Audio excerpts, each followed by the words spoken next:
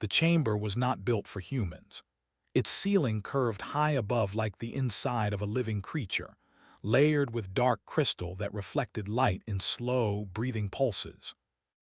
The floor was smooth and cold, spreading outward in wide circles that seemed to pull the eye toward the center. Every sound echoed longer than it should have, as if the room itself wanted to listen. At the center stood the throne. It was grown, not made. Tall spines of black and violet crystal rose behind it like a crown, and faint energy shimmered along their edges. Upon it sat Queen Zalthara, ruler of the Virelian dominion. She did not move when the doors opened. She did not need to. Everyone else did. Alien delegates lining the chamber stiffened the moment her presence touched them. Some lowered their heads, some froze completely. A few trembled despite years of training. This happened every time. Species after species, empire after empire, all reacted the same way. Fear came first. Surrender followed soon after. That was how the Dominion had grown so large without constant war. Commander Elias Rowan stepped forward alone. He wore a simple dark uniform, unmarked except for a small human emblem on his shoulder. No weapons were visible. His hands were relaxed at his sides, his posture straight but not stiff. His boots echoed softly as he crossed the chamber floor. Every step brought him closer to the Queen. Zalthara's eyes opened fully as he approached. They were not like human eyes. They were larger, faceted, glowing faintly with a deep silver light. When she looked at someone, she did not just see them. She touched their mind. Fear rolled outward from her like a wave. The alien delegates felt it immediately. Their breathing changed. Their hearts raced. Some of them had faced battlefield horrors and cosmic storms, but none of that mattered here. This fear was ancient, built into instincts older than language. It whispered that resistance was pointless. Rowan felt it too. The pressure settled over him like heavy air. His chest tightened. His thoughts slowed for a brief moment as if his mind was moving through deep water. Images rose uninvited: failure, loss, the endless dark of space, humanity's fragile place in a hostile universe. He stopped walking. The chamber held its breath. Zalthara studied him. Humans were new. A small, young species from the edge of known space. They had spread quickly, yes, but speed meant nothing without obedience. So far, every species that stood where this human stood had fallen to their knees within seconds. "Come closer," the Queen said. Her voice did not echo. It did not need to. It vibrated directly through bone and thought, smooth and calm, carrying authority that made refusal feel impossible. Rowan took another step, and another. The fear did not fade, but something else appeared beneath it. Focus. Control. He let the fear exist without fighting it. He had learned long ago that fear wasted energy only when ignored or denied. Zalthara tilted her head slightly. That small movement sent a ripple of unease through the chamber. Curiosity was rare for her. "You are aware of who I am," she said. "Yes," Rowan replied. His voice was steady, not loud, not challenging, simply present. "I am Zalthara," she continued. "Queen of the Virelian Dominion. Worlds kneel before me. Fleets stand down without firing a shot. Leaders beg for mercy before I speak it." She leaned forward just a little. "People fear me." This was the moment. The delegates knew it. The guards knew it. This was where resistance broke, where fear became submission. The Queen's presence intensified, pressing harder, seeking cracks in the human's mind. Rowan felt his pulse quicken. His breath shortened for a second. Then he answered, "I'm not afraid." The words were simple. The effect was not. The chamber went silent in a way that had nothing to do with sound. Even the background hum of energy seemed to hesitate. Several alien delegates stared openly now, forgetting protocol. Zalthara did not react immediately. She searched him again, deeper this time. Her psychic presence slid across his thoughts, expecting panic, denial, arrogance, anything that explained the lie. But what she found instead was layered complexity. Fear was there, yes, clear and undeniable, but it was not in control. "You claim immunity," she said slowly. "No," Rowan replied. "I didn't say that." That answer surprised her more than the first. "Explain," the Queen commanded. Rowan lifted his eyes to meet hers fully. Most species could not do that. Their instincts screamed at them to look away. His did too. He ignored them. "I feel fear," he said. "I just don't let it decide for me." A murmur spread through the chamber. The idea itself seemed dangerous. Zalthara leaned back against her throne. The pressure eased slightly, like a test paused rather than ended. "Fear is obedience," she said. "Fear is survival. Species that fear me live. Those that resist do not." Rowan nodded once. "For most species, maybe." "And for yours?" she asked. "For us," he said, "fear is information." That made her eyes narrow. He continued, choosing his words carefully. Simple words, honest ones. "Fear tells us something is dangerous. It doesn't tell us to stop. Sometimes it tells us to prepare. Sometimes it tells us to move forward carefully. Sometimes it tells us there is no safe option, only necessary ones." Zalthara studied him in silence. She had broken generals who spoke with more confidence than this human, but they had all carried the same weakness, fear they pretended not to feel. This one did not pretend. "Your species is small," she said. "You have no ancient empire, no natural psychic defenses. Why do you stand differently?" Rowan took a slow breath. "Because we had to." Images flickered in his mind, and for a brief moment she saw them too. Not through force, but because he did not hide them. A world with violent storms, predators in the dark, scarcity, conflict. Humans facing threats they could not escape from and could not overpower. "We didn't evolve without fear," he said. "We evolved with too much of it. So we learned how to live with it." Zalthara felt something unfamiliar tighten within her. Not anger, not threat, interest. Around them the other delegates shifted uneasily. This was no longer a simple audience. Something unpredictable was happening. "Many species suffer hardship," the Queen said. "They still kneel." Rowan nodded again. "Some fear breaks you, some fear sharpens you.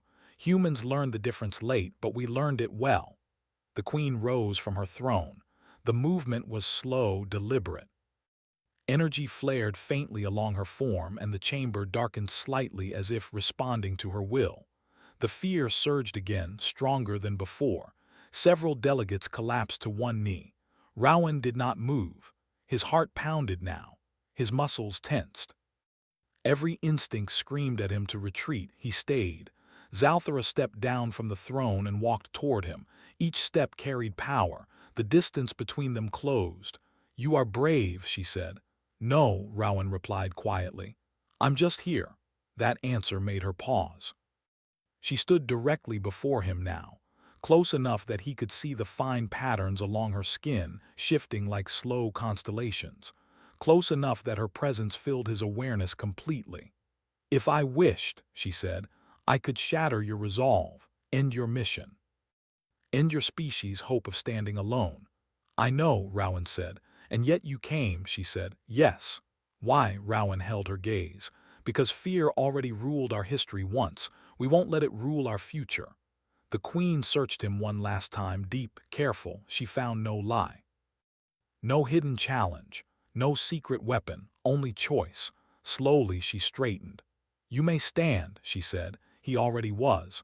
The words were not meant for him alone. They echoed through the chamber as a declaration.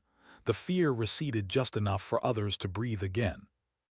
Zalthara turned back toward her throne, her thoughts unsettled in a way they had not been for centuries. "Humans," she said aloud, "are unexpected." Rowan allowed himself a quiet exhale. This was only the beginning. And the Queen knew it. The chamber did not return to normal after the human spoke.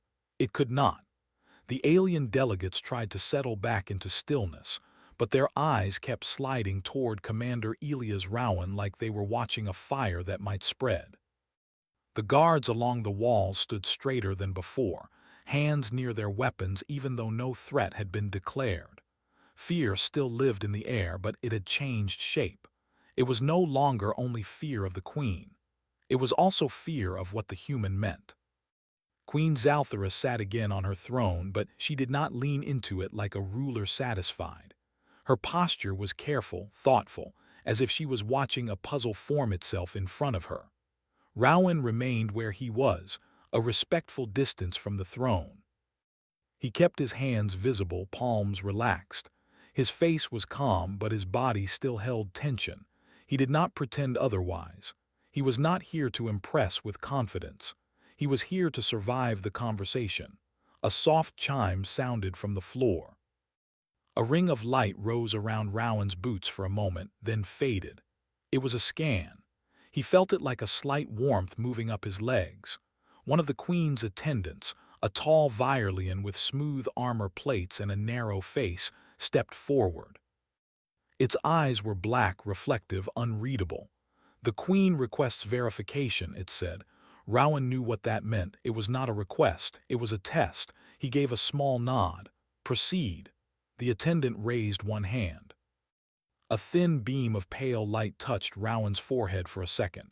Rowan felt a prickling sensation behind his eyes. Then it stopped. The attendant looked back to the throne. "He is not shielded," it said.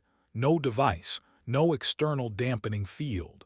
A whisper ran through the chamber. Many species had tried to fake resistance. Some used drugs, some used neural blocks, most were caught quickly. The Queen's court had seen every trick. Zalthara's gaze stayed on Rowan, steady and bright. "So it is your mind alone," she said. "Yes," Rowan replied. "And whatever you feel from it." The Queen's eyes narrowed slightly. "You said you feel fear." "Yes." "Then your words were a lie," she said. "You claimed you were not afraid." Rowan took a slow breath. "I said I'm not afraid. I did not say I feel no fear." The Queen's expression did not change much, but the air around her tightened again, like invisible fingers curling. "Explain the difference," she said. Rowan chose his words in the simplest way he could. He knew the translators in this room could handle complexity, but he also knew simple truth was stronger than fancy speech. "Fear is a feeling," he said. "Afraid is a decision." The delegates stirred again. A few of them clicked their tongues or shifted their claws, signs of discomfort in their cultures. To them, fear and decision were not separate. Fear was the command. Zalthara studied Rowan as if he had just displayed an unknown chemical reaction. "A feeling that does not control the decision," she said. "It tries," Rowan answered honestly. "Sometimes it wins, but humans learn to fight it, not by killing it, by understanding it." The Queen leaned forward slightly. "And how do you learn this, human?" Rowan paused. He could answer with history, with philosophy, with training manuals. He chose something more direct. "By having no choice," he said. Zalthara's gaze sharpened. "No choice," Rowan nodded. "When you live on a world that can kill you by accident, you learn that fear won't save you by itself. You can hide forever and still lose. So you learn to act while afraid." The Queen's fingers tapped once on the arm of her throne. The sound was soft, but it carried. It was the sound of interest turning into intent. "In my dominion," she said, "fear is peace. Fear prevents rebellion. Fear prevents waste. Fear prevents chaos." Rowan kept his voice calm. "Fear can do that for a while." That was a dangerous thing to say in this chamber. Several delegates glanced at each other as if expecting Rowan to be punished immediately.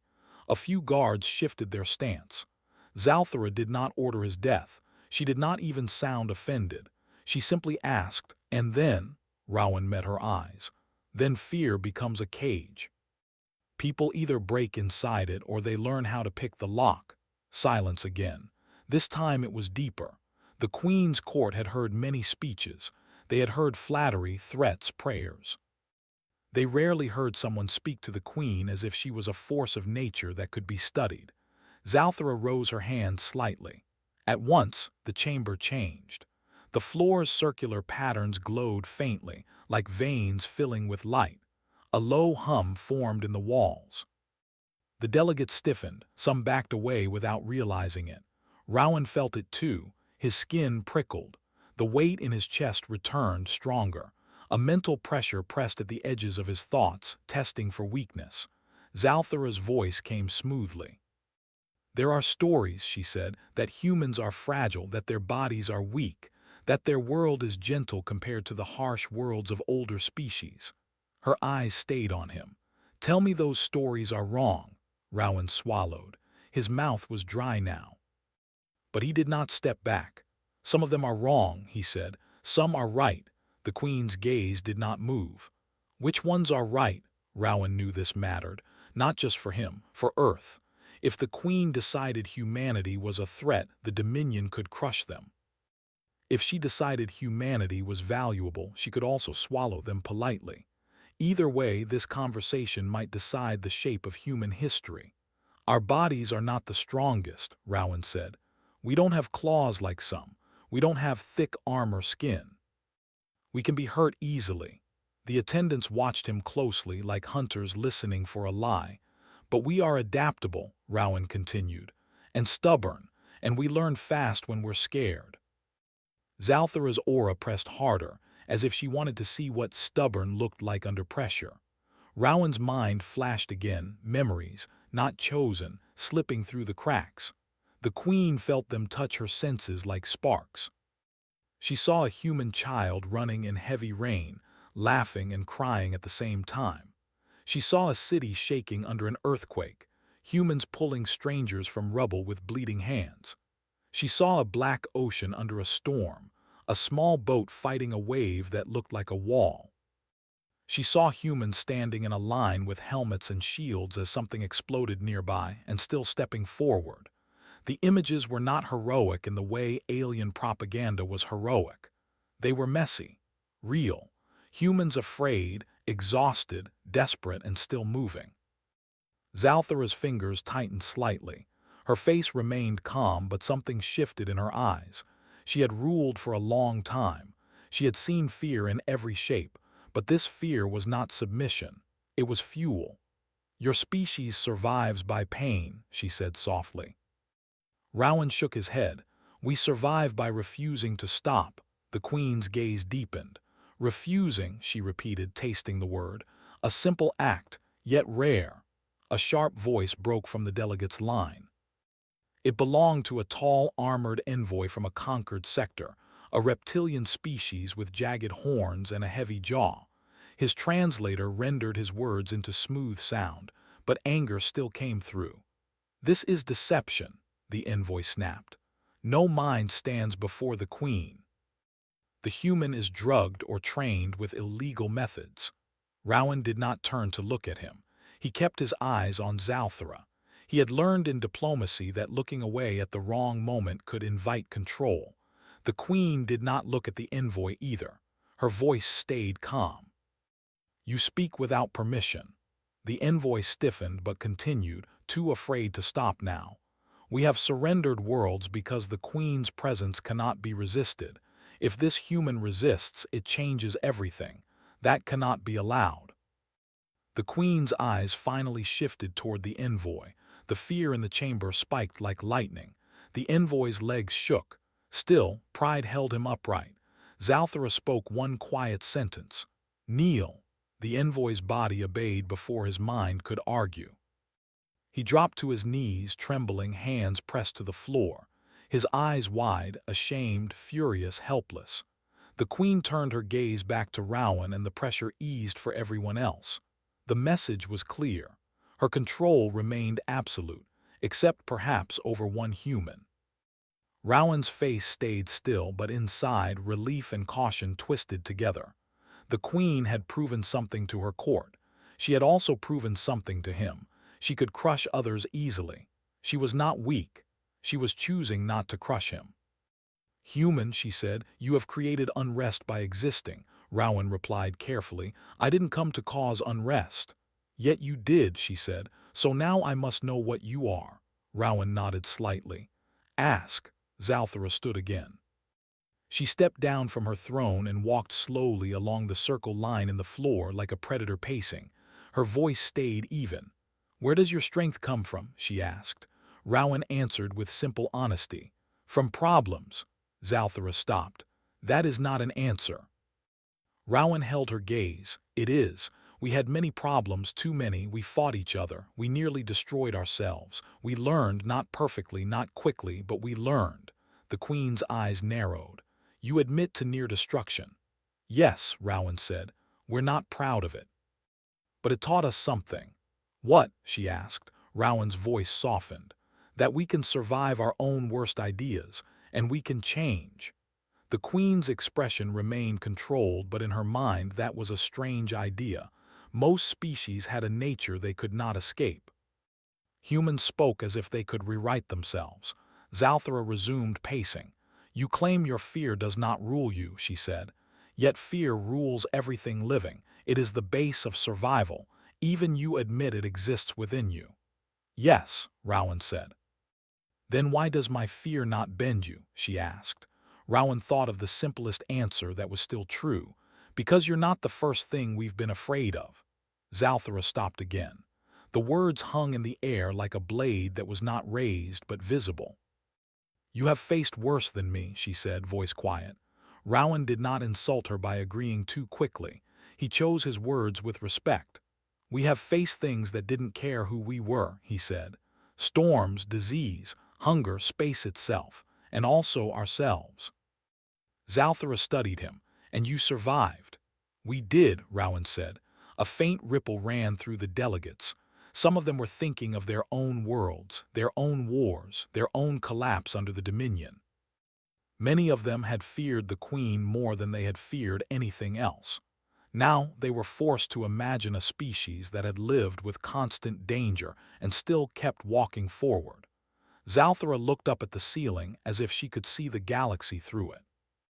I built my dominion on a simple truth, she said. When beings are afraid, they become predictable. Her gaze returned to Rowan. And yet you are not predictable. Rowan's throat tightened. He understood what she was saying. The Queen's empire was not maintained only by power. It was maintained by certainty.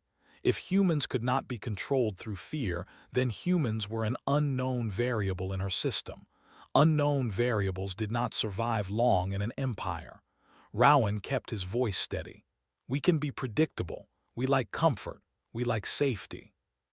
We like to live. Zalthara's eyes sharpened. But, Rowan took a slow breath, but if you push us too far, we become something else.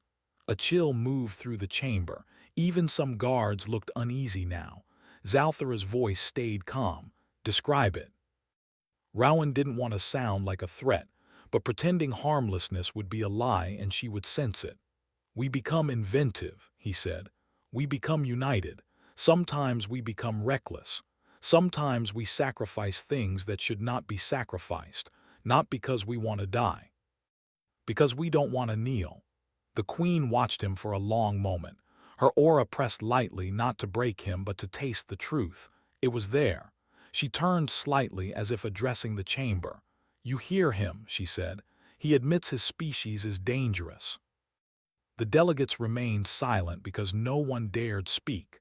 Rowan's pulse thudded in his ears. He had come to negotiate. He had come to prevent war. Now he felt like he was walking along the edge of a cliff, careful not to slip. Zalthara faced him again. Human, she said, you speak of resisting domination, yet you stand in my court on my world beneath my will. What is your purpose? Rowan answered plainly. To make sure humanity stays free. A few delegates flinched at the word free as if it was a poison. Zalthara's voice grew softer and somehow that made it more dangerous. And you believe you can keep it. Rowan did not brag. I believe we will try. The Queen walked closer to him again. The fear pressure rose, gentle but constant. Rowan's skin prickled. His hands wanted to clench. He kept them relaxed. You understand what I am, she said. I am not merely a ruler. I am the reason rulers listen. I am the reason fleets retreat. I am the moment courage turns into surrender. She leaned in slightly. Say your words again, she whispered. Say them while you stand within my full attention. The chamber seemed to shrink. All eyes locked on Rowan. This was another test, a smaller one than the earlier wave, but sharper. The Queen's mind pressed like a blade. It searched for doubt, for cracks, for a moment where he would choose safety over truth. Rowan's vision blurred slightly. His breath caught. His thoughts wanted to scatter. He anchored himself on a simple idea. If he broke here, Earth would kneel later. He lifted his chin.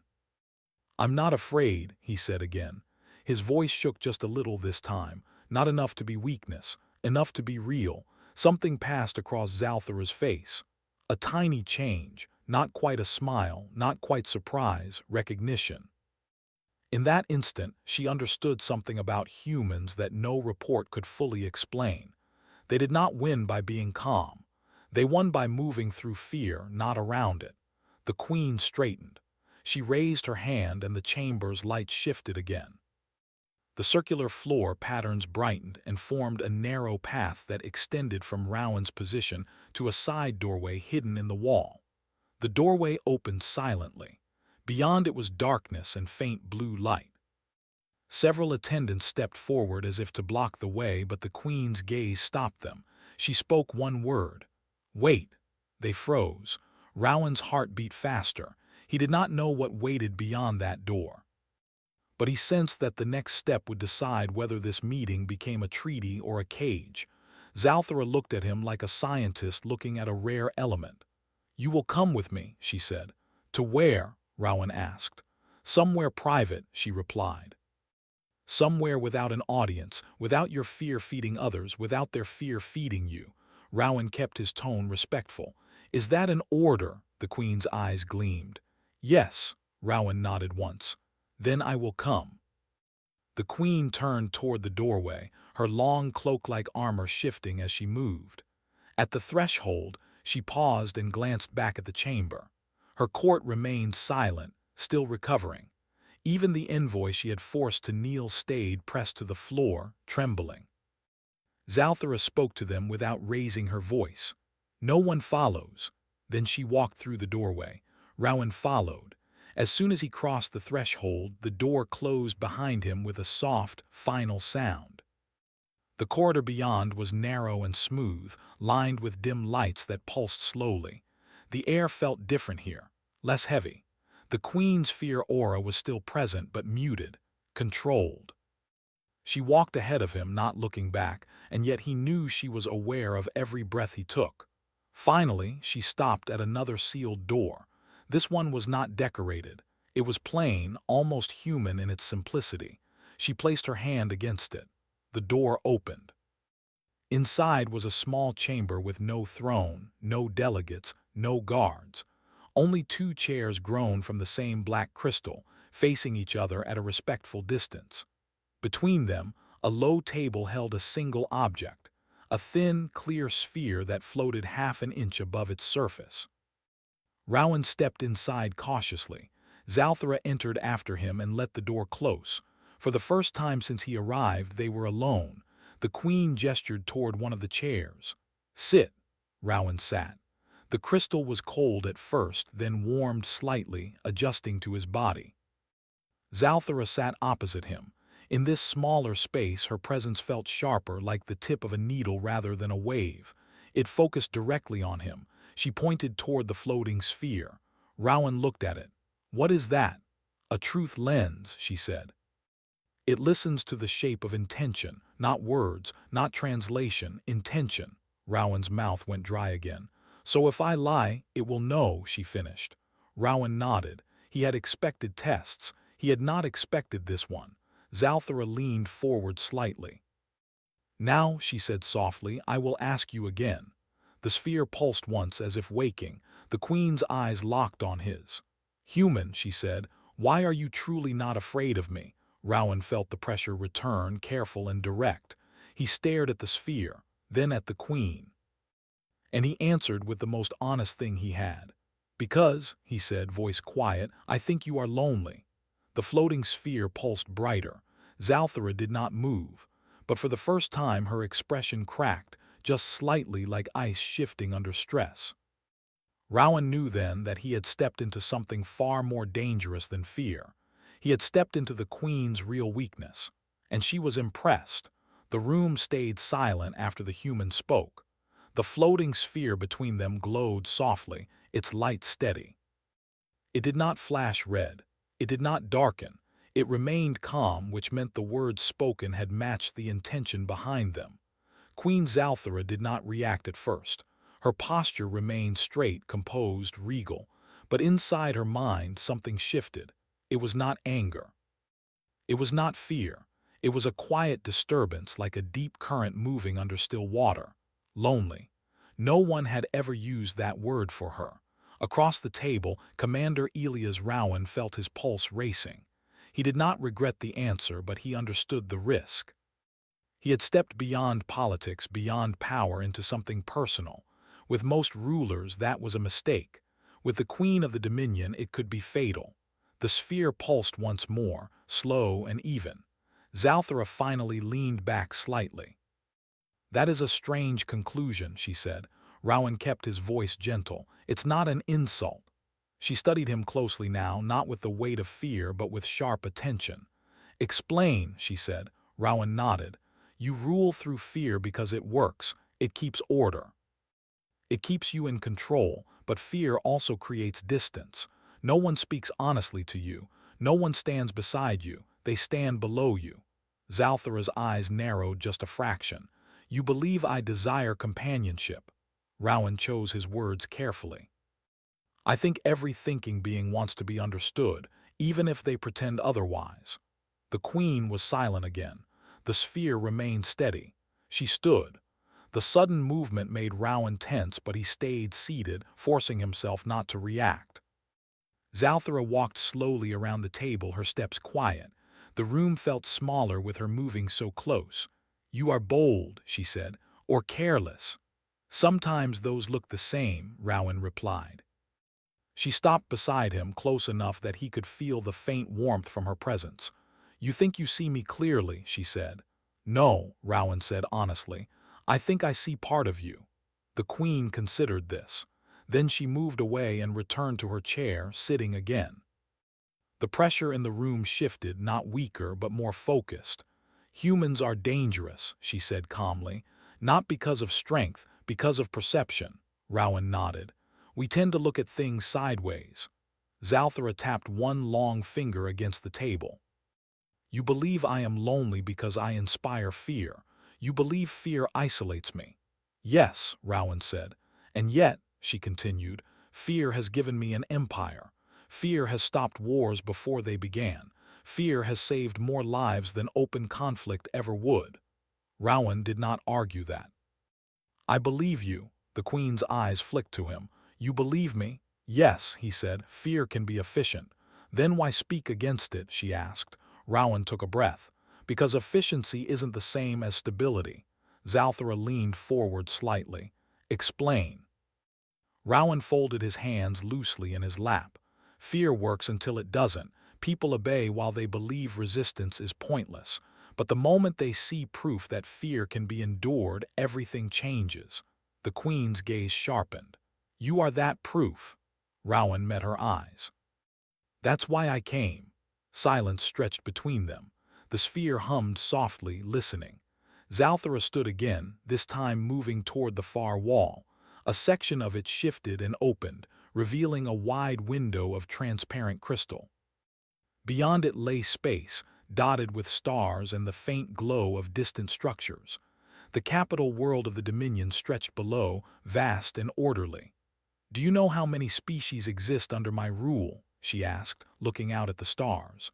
"I've read the reports," Rowan said. "Thousands." "Do you know how many rebellions I have faced?" she asked. Rowan shook his head. "No, none," she said. "Not a single unified rebellion." Rowan absorbed that. "That's impressive." Zalthara turned her head slightly. "It is necessary." She faced him again. "Fear creates peace." "For now," Rowan said quietly. The Queen walked back toward him, stopping beside the table. "You speak as if peace built on fear is temporary." "It is," Rowan said. "All systems are if they don't evolve." Her eyes narrowed. "You suggest my dominion is flawed." Rowan did not soften the truth. "I suggest it's unfinished." The sphere glowed softly, steady. Zalthara stared at the human for a long moment. Then she did something unexpected. She smiled. It was not a human smile. It was small, subtle, a slight shift in the lines of her face, but the meaning was clear. "You are either foolish," she said, "or uniquely suited to survive me."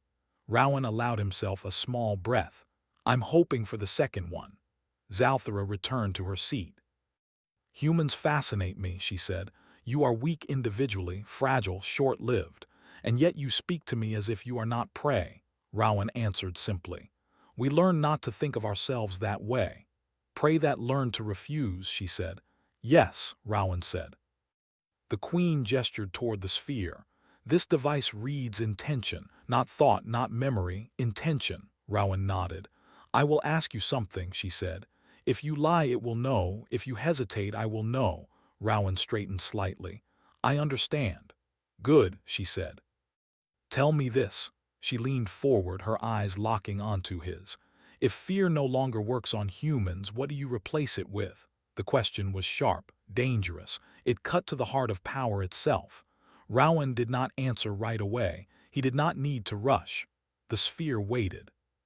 The Queen waited. Finally, he spoke. "Choice." Zalthara tilted her head.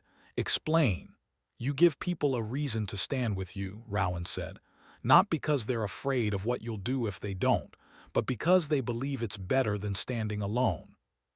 The Queen's gaze grew intense. "Belief is unstable." "Yes," Rowan agreed, "but it's stronger than fear in the long run." "Fear can be enforced," she said. "Belief has to be earned," Rowan replied. The sphere pulsed gently. Zalthara leaned back. "You speak of a slow empire." Rowan nodded. "A lasting one." The Queen looked away for a moment, thoughtful. She had ruled for centuries. She had seen empires rise and fall. Fear had always been the simplest answer, but simplicity had its limits. "You think humans could resist me," she said. Rowan chose honesty. "Yes." Zalthara's eyes flicked back to him. "How?" Rowan's throat tightened slightly. He knew this answer would shape everything that followed. "Not at first," he said. "Not easily. Many would kneel. We're not immune, but some wouldn't. And others would see that, and then more would try." "And then?" she asked. "And then fear stops being absolute," Rowan said. "And when that happens, it becomes just another obstacle." The Queen studied him as if seeing a future unfold. "You are not threatening me," she said slowly. "You are warning me." "Yes," Rowan said. Zalthara stood abruptly. The room darkened as her presence flared. This time the pressure was immense.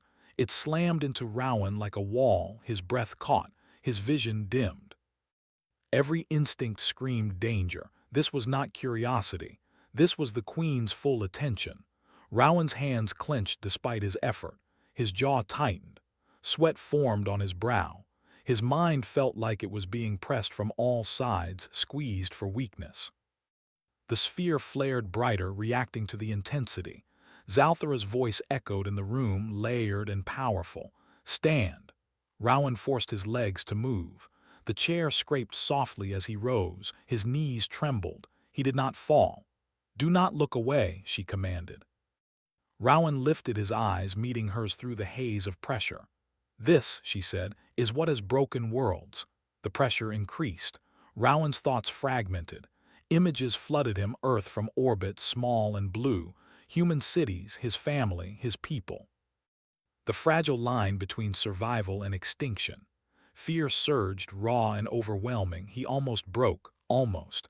Then he did something simple. He breathed, slow, controlled, in through the nose, out through the mouth. He anchored himself in something small and real. The fear did not vanish, but it stopped growing. Zalthara felt it. The resistance was not loud. It was quiet, steady, like a wall that did not push back but refused to move. "You endure," she said, surprise threading through her voice. Rowan's voice shook, but it held. "Yes." "Why?" she demanded. Rowan searched for the core of the answer. "Because if we can endure you," he said, "we can endure anything." The pressure peaked. Then suddenly it vanished. Rowan staggered slightly, catching himself. His lungs burned. His head rang. But he was still standing. The sphere dimmed, returning to a calm glow. Zalthara stepped back, her expression unreadable. The room's light slowly returned to normal. "You have passed," she said. Rowan swallowed. Past what? My curiosity, she replied. She turned away and walked toward the window again. Most species collapse under that level of presence. Their minds fragment, their sense of self dissolves. She glanced back at him. Yours bent, but it did not break. Rowan let out a shaky breath. That was intense. Zalthara made a soft sound that might have been amusement. You asked for honesty, that was it. She faced the stars again. You are not fearless, she said. No, Rowan agreed. But you are resilient, she said. And that makes you dangerous in a way fear cannot easily control. Rowan straightened, regaining his balance. Dangerous doesn't have to mean hostile. Zalthara nodded slowly. True. She turned fully toward him now. I will not conquer humanity, she said. Rowan's heart jumped, but he kept his face calm. Not yet, she added. He exhaled slowly. You interest me, she continued. Your species interests me. You are a variable I did not plan for. Rowan nodded. We tend to be that. The Queen's gaze softened just a little. I want to understand you better. Rowan chose his response carefully. Understanding goes both ways. Zalthara studied him. Then she gave a single, sharp nod. Agreed. She moved toward the door. Come, there is one final matter. Rowan followed, wary but resolute. The door opened into a long corridor different from the others. This one was lined with symbols etched into the walls, glowing faintly. Rowan felt something ancient here, heavy. Where are we going? He asked. To a place I have never brought an outsider, Zalthara said. That did not comfort him. They stopped before a massive sealed door. It was older than the rest of the palace, worn by time rather than damage. This is where my power was forged, she said, where fear became my voice. Rowan felt a chill. She placed her hand on the door. If you enter, she said, you will see me without the mask. Rowan looked at her. And if I do, then, she said, there will be no turning back. You will either become my ally or my greatest mistake. Rowan thought of Earth, of humanity, of everything balanced on his choices. He nodded. I'll enter, he said. The door began to open, light spilling out from within. Zalthara watched him closely. For the first time in centuries, the Queen of Fear felt something she could not name, anticipation. And for the first time, she was not sure who would change more when the door fully